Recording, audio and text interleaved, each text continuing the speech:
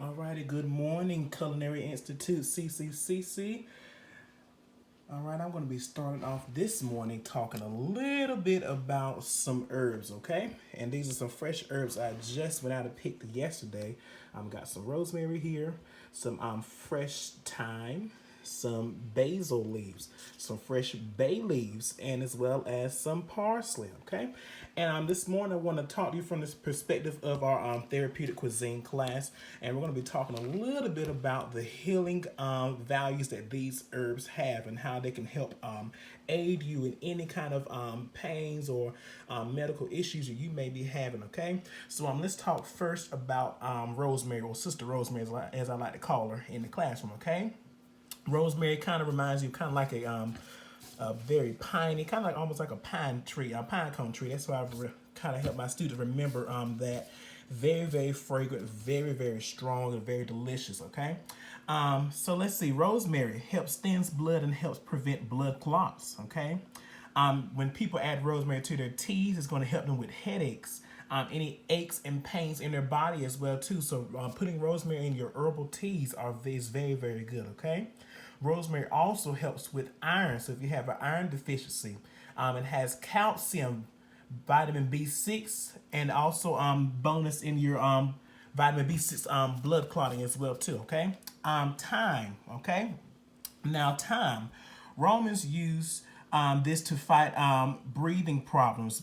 So a lot of times, back in the Roman days, I would say they would use this beautiful thyme to fight any kind of breathing problems that they had.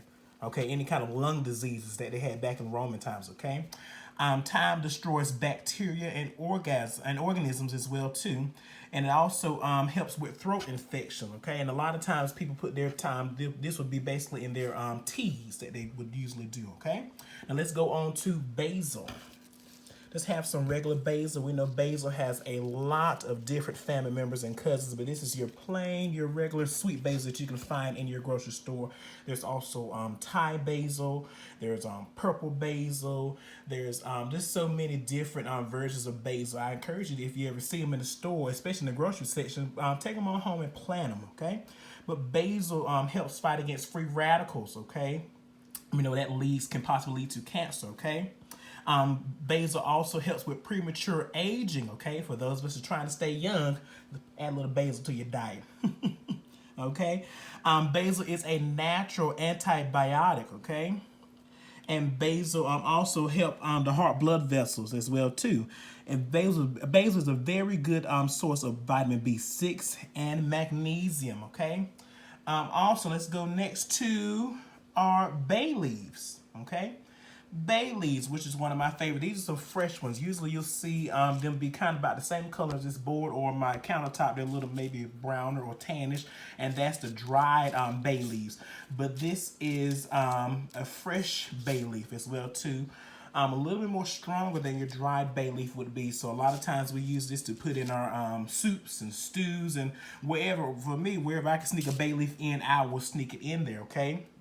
All right, but the bay leaves is a rich source of vitamin A, vitamin C, iron, potassium, calcium, and magnesium, okay?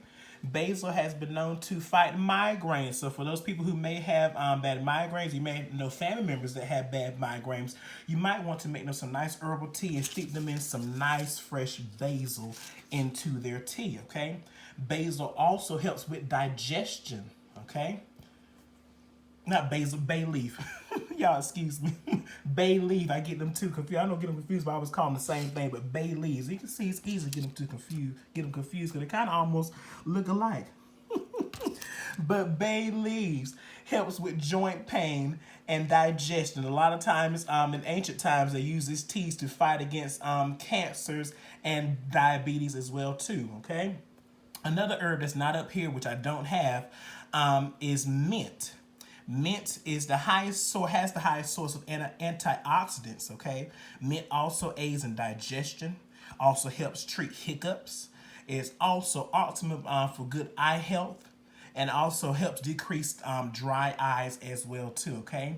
So these are just some of your healing values of some herbs as well too. And I'll come back with another video. We're going to talk a little bit more about parsley, because parsley does some sneaky things as well too, even though a lot of us think of it as, you know, the fancy grass as we may call it in our classroom, or the curly decoration on the plate. But parsley also has some healing values as well too. We know parsley, this is some curly parsley, but there's also some flat leaf parsley as well too. I'll come back with a video talking about parsley. We're going to talk about cilantro. I'm going to get some lemongrass as well too. We're going to talk about all of those things. We're going to get a little bit into some spices as well too, okay? So this is just a little introduction of what I've been learning and researching, and also been trying myself with the healing value of herbs, as we talk about in our therapeutic cuisine class, okay? Or food medicine class, as I like to call it as well, for our students, okay? So again, for my therapeutic cuisine students, do you remember what these herbs are? Remember this one? This one. What about this one? This one. Now don't get these two confused like I did.